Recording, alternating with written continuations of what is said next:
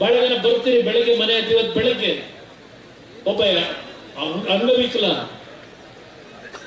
ಬರ್ತಾನೆ, ಅವನ ಮನೆ ಬಿದ್ದೋಗಿದೆ, ಇವತ್ತಲ್ಲಿ ದುಡ್ಡು ಕೊಟ್ಟಿಲ್ಲ 5 ರೂಪಾಯಿ ಅಂತೇಳಿ ಶಿವಮೊಗ್ಗದಿಂದ ಬರ್ತಾನೆ.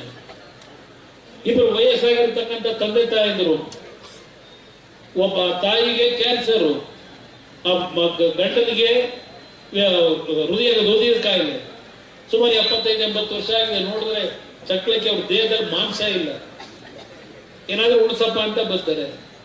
ಕೇಳ್ತೀನಿ, ಶಿವಕುಮಾರ್ ಅವರೇ, ಅದೆಂಥದ್ದು ಲಕ್ಷ್ಮಿ ಯೋಜನೆ ಕೊಟ್ಟು ಗೃಹಲಕ್ಷ್ಮಿ ಅಲ್ಲಿಂದ ಇನ್ನೆಂಥದ್ದು 5 ಗ್ಯಾರಂಟಿ ಕೊಟ್ಟಿದ್ದೀರಲ್ಲ, ಬದುಕಿಸಿದ್ದೀರಾ ಜನಗಳನ್ನ? ದಯವಿಟ್ಟು ನಿಮ್ಮಲ್ಲಿ ಇರ್ತಕ್ಕಂಥ ಇಲಾಖೆ ಇದೆಯಲ್ಲ, ಯಾರಾದ್ರೂ ಕಳಿಸಿ ನನ್ನ ಮನೆ ಹತ್ರ. ನನ್ನ ಮನೆ ಹತ್ರ ಬೆಳಗ್ಗೆ ಇದ್ರೆ ಯಾವ ರೀತಿಯ ಜನ ನನ್ನ ಮನೆ ಹತ್ರ ಬರ್ತಾರೆ ನೋಡಿ. ಈ ರಾಜ್ಯದ ಜನತೆಯ ಪರಿಸ್ಥಿತಿ ಏನಿದೆ ಬಡವರದು. ನನ್ನ ಮನೆ ಹತ್ರ 2 ಗಂಟೆ ನಿಂತ್ಕೊಂಡ್ರೆ ಗೊತ್ತಾಗುತ್ತೆ ನಿಮಗೆ.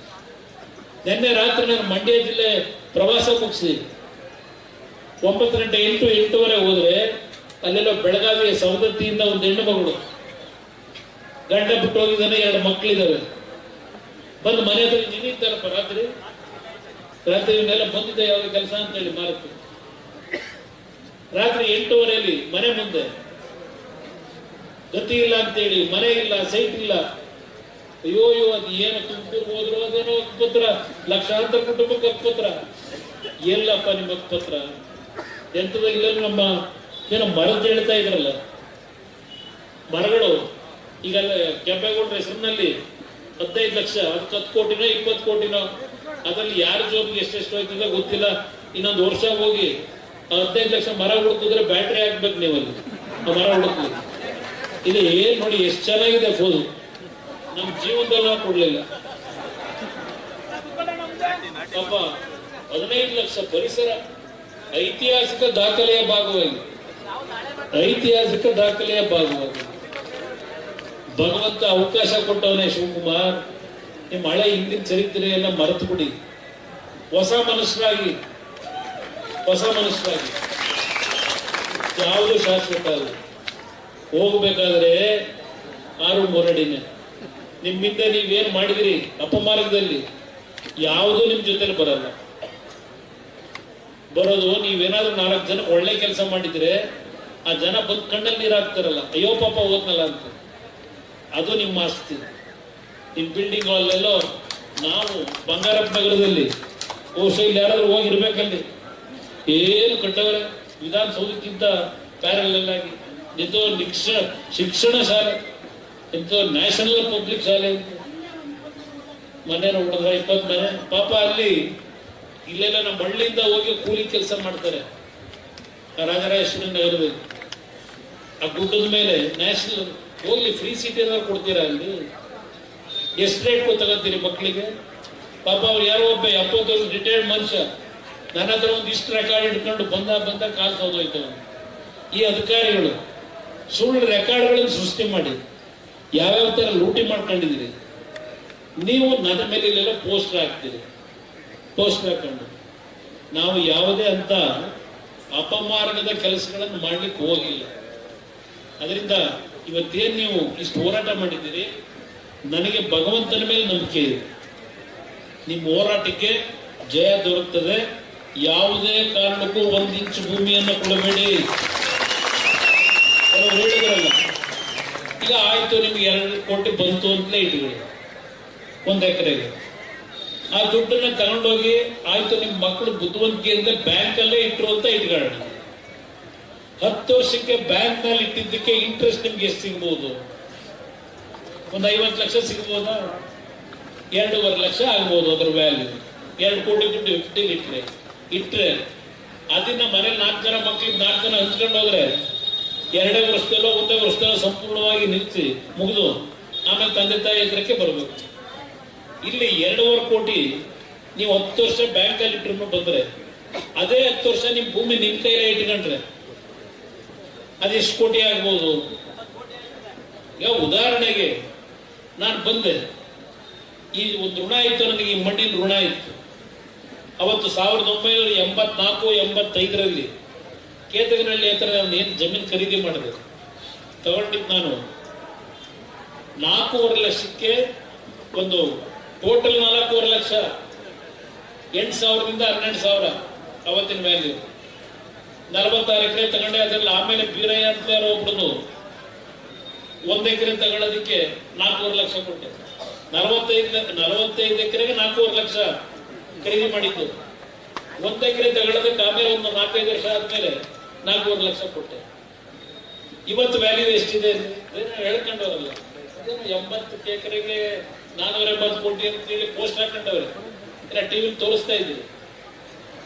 ಏನು ಇವ್ರ ತರ ದಗಾಲ್ಕೋರ್ ಕೆಲಸ ಮಾಡ್ಬಿಟ್ಟು ತಗೊಂಡಿದ್ದೀರ? ನಾನು ಬೇಡಪ್ಪ ಅಂದೆ. ನಾನು ಮತ್ತೆ ಒತ್ತಾಯ ಮಾಡೋದು. ಇವತ್ತು ರೇಟಲ್ಲಿ ಏನಿದೆ ಅನ್ನೋದು ನಂದು ಎಕ್ಸಾಂಪಲ್ ಹೇಳ್ತಾ ಇದ್ದೀನಿ. ಇವತ್ತು ಎಕರೆ 3 ಕೋಟಿ 4 ಕೋಟಿ ಆಗಿದೆ. ಈಗ ಬೇರೆ ಯಾವುದು ಬೇಡಿ, ಇದೆಂತದ್ದು ನಿಮ್ಮ ಪಕ್ಕದಲ್ಲಿ ಗಾಲ್ಫ್ ಕ್ಲಬ್ ಕೆಲಸಕ್ಕೆ ಹೋಗೋರು ಇಲ್ಲಿಂದ ಹುಡುಗರು, ಅವ್ರಿಗೂ ಕೆಲಸದಾಗ ಮಾಡಿದ್ರು.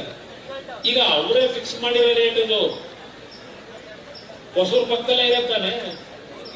ಅವ್ರು ಯಾರು ಇಲ್ಲಿ ನಿಂತವ್ರಲ್ಲ, ಅವ್ರು ಹೋಗಿ ಅಲ್ಲಿ ಹೇಳ್ಬೇಕಲ್ವ.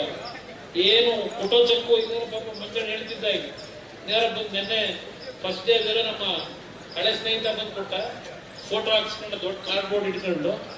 ಈಗ ನೆನ್ನೆ ಇವರೊಂದು 10 ಜನ ಕೊಟ್ಟವರಂತೆ. ಅಲ್ಲಪ್ಪ, ಇಲ್ಲಿ ಈಗ ಒಂದು ಸರ್ಕಾರಿ ಭೂಮಿ, ಅದು ರೈತರ ಭೂಮಿ ಅಲ್ಲ, ಖರಾಬು. 12 ಕೋಟಿ ಫಿಕ್ಸ್ ಮಾಡಿದೆಯಲ್ಲಪ್ಪ ಅಲ್ಲಿ. ಇಲ್ಲ ರೈತರಿಗೆ ಏನು ಯಾರು ಕೊಡಕ್ಕಾಗದೇ ಇರ, ದೊಡ್ಡ ಮಟ್ಟದಲ್ಲಿ 2 ಕೋಟಿ 2.25 ಕೋಟಿ ಕೊಟ್ಟಿದ್ದೀನಿ ಅಂತೀಯ ನಿನ್ ಯೋಗ್ಯತೆಗೆ. ಅಲ್ಲ 12 ಕೋಟಿ ಫಿಕ್ಸ್ ಮಾಡೋದಲ್ಲಪ್ಪ. ಇಲ್ಲ ಎಷ್ಟೇ ಕಾಲ್ನಡಿಗೆ ಹೋಗ್ಬೋದೇವೆ ಅಲ್ಲಿ. ಅರ್ಥ ಮಾಡ್ಕೊಳ್ಳಿ, ಭೂಮಿ ದಯವಿಟ್ಟು ಕೊಡಬೇಡಿ. ನಾನು ಮಂಡ್ಯದಲ್ಲಿ ಒಂದು ಕಾರ್ಖಾನೆ ತರಲಿಲ್ಲ ಅಂತ ಹೇಳಿ ನನ್ನ ಮೇಲೆ ಅಪಾದನೆ ಮಾಡ್ತಾರೆ. ಈ 2 ವರ್ಷ ಆಯ್ತು ನಾನೀಗ ಅಪಾದನೆ ಮಾಡ್ತಾರೆ ನನಗೆ.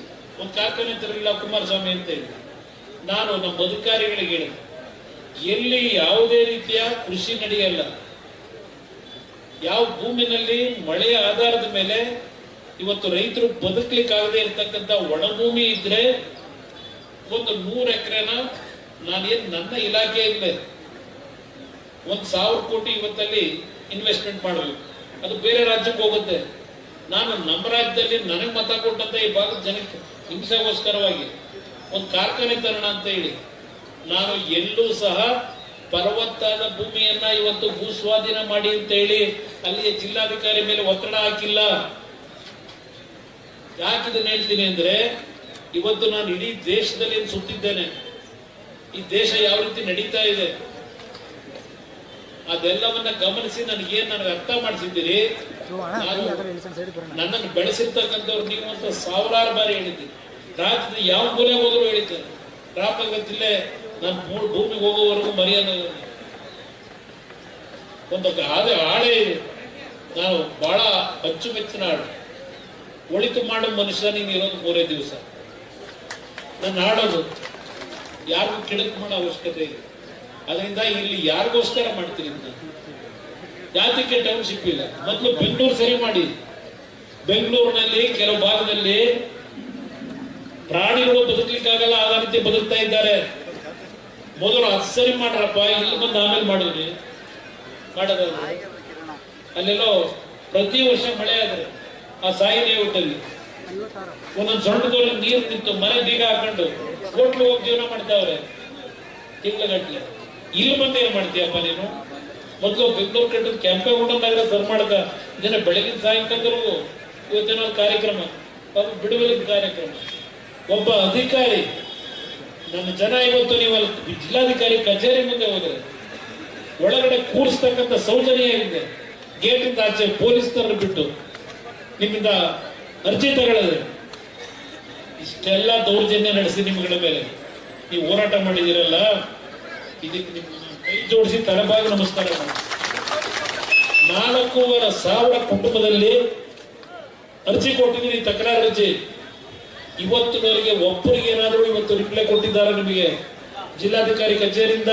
ನಿಮ್ಗೇನಾದ್ರು ಒಬ್ಬರಿಗೆ ನೀವು ಕೊಟ್ಟಂತ ಅರ್ಜಿ ಮೇಲೆ ನಿಮ್ಗೇನಾದ್ರೂ ಮತ್ತೆ ರಿಸಲ್ಟ್ ಕೊಟ್ಟಿದ್ದಾರ? ಕೊಟ್ಟಿಲ್ಲ. ಇಲ್ಲಿ ಅವರಿಗೆ ಇದೆಲ್ಲ ಮಾಹಿತಿ ತಗೊಂಡಿದೆ. ನಾನು ಒಂದೇ ಹೇಳ್ತಕ್ಕಂಥದ್ದು, ಇದು ಅಂತಿಮವಾಗಿ ಈ ಸರ್ಕಾರ ಬಂಡತನದಲ್ಲೇ ನಡ್ಕೊಂಡ್ರೆ ನ್ಯಾಯಾಲಯಕ್ಕೆ ಮುಂದೆ ಹೋಗಬೇಕು. ನ್ಯಾಯಾಲಯದಲ್ಲಿ ಅಂತಿಮವಾದ ಹೋರಾಟ, ಎಷ್ಟೇ ಹೋರಾಟ ಇರಲಿ, ಎಲ್ಲಾ ರೀತಿಯ ನಿಮ್ಮ ಈ ಒಂದು ಹೋರಾಟಕ್ಕೆ ಜಯ ನನಗೆಲ್ಲ ದೊರಕೋದು, ನಿಮಗೆಲ್ಲ ದೊರಕೋದು. ಇದರಲ್ಲಿ ಸಂಪೂರ್ಣವಾಗಿ ನಿಮ್ಮ ಜೊತೆ ಇದ್ದೇನೆ. ಕೆಲವು ಮಾತುಗಳಿಗೆ ಬೆಲೆ ಕೊಡಬೇಡಿ. ನಾನು ಇಷ್ಟೆಲ್ಲ ಈಗ ಹೆಚ್ಚು ಕಡಿಮೆ 20 ವರ್ಷ ಆಯ್ತು ಈ ಜಿಲ್ಲೆಯ ಜನ ನನ್ನನ್ನ ಆಯ್ಕೆ ಮಾಡಿ. ನಾನು ಒಂದು ಬಾರಿ ಮಾತ್ರ ಹಳ್ಳಿ ಮೇಲೆ ಬಂದೆ ಓಟ್ ಕೇಳಲಿಕ್ಕೆ. ಇನ್ನು ಎಲ್ಲಾ ಚುನಾವಣೆಯಲ್ಲಿ ಅರ್ಜಿ ಹಾಕ್ಬಿಟ್ಟು ನಾನು ಬೇರೆ ರಾಜ್ಯದ ಬೇರೆ ಭಾಗದಲ್ಲಿ ಕೆಲಸಕ್ಕೆ ಹೋದ ಪಕ್ಷದ ಸಂಘಟನೆಗೆ. ಒಂದು ದಿವಸ ನೀವು ಓಟ್ ಹಾಕ್ಬೇಕಾದ್ರೆ ನನಗೆ ಹಳ್ಳಿಗೆ ಬಂದು ಹೋಗುವಂತ ಕರೆಯಲಿಲ್ಲ ನೀವು. ನಿಮಗೆ ನಾನು ಮೋಸ ಮಾಡ್ತೀನ, ನಿಮಗೆ ಅನ್ಯಾಯ ಮಾಡ್ತೀನಿ, ಯೋಚನೆ ಮಾಡಿ. ಒಂದು ದಿವಸ ಮತ ಕೇಳಕ್ ಬರಲಿಲ್ಲ, ನಾನು ಮತ ಹಾಕಿದ್ರಿ. ಅದರಿಂದ ನಿಮ್ಮ ಹೋರಾಟ ಭದ್ರವಾಗಿದೆ. ನಾನು ನೀವು ಮೊದಲು ತೋಟಕ್ಕೆ ಬಂದ ದಿವಸದೇ ಹೇಳಿದೆ, ನೀವೆಲ್ಲರೂ ಒಗ್ಗಟ್ಟಾಗಿದ್ರೆ ನಿಮ್ ಪರವಾಗಿ ಧ್ವನಿಯಾಗಿ ನಿಲ್ತೀನಿ. ನೀವು ಒಗ್ಗಟ್ಟಾಗದೇ ಇದ್ರೆ, ನೀವು ಮತ್ತೆಲ್ಲ ಡಿವೈಡ್ ಆದ್ರೆ ನಾನು ಹೋರಾಟ ಮಾಡೋ ಉಪಯೋಗ ಬರಲ್ಲ ಅನ್ನೋದು ಹೇಳಿದೆ. ಆದ್ರೆ ಅವತ್ತು ನೀವೇನು ನನ್ನ ತೋಟದಲ್ಲಿ ಬಂದು ಹೇಳಿದ್ರಿ, ಅದೇ ರೀತಿಯಲ್ಲಿ ನೀವು ಅತ್ಯಂತ ಕಠಿಣವಾದಂತೆ ನಿರ್ಧಾರ ಮಾಡಿ, ಯಾವುದೇ ಆಮಿಷಗಳಿಗೆ ಒಳಗಾಗದೆ ಇವತ್ತಿಷ್ಟೆಲ್ಲ ನೋವು ಅನುಭವಿಸಿದ್ದೀರಿ. ನಿಮ್ಮ ಕುಟುಂಬಕ್ಕೆ ಮುಂದಿನ ದಿನಗಳು ಒಳ್ಳೆಯ ಶ್ರೇಯಸ್ಸನ್ನ ಭಗವಂತ ಕೊಡ್ತಾನೆ. ನಿಮ್ಮ ಹೋರಾಟ ಮುಂದುವರಿಲಿ, ಕಾನೂನಿನ ಹೋರಾಟ ನಾವು ಮುಂದುವರಿಸ್ತೀವಿ. ನಿಮ್ಮ ಪರವಾಗಿ ನಿಮ್ಮೆಲ್ಲರಿಗೆ ಭಗವಂತ ಒಳ್ಳೇದು ಮಾಡಿ.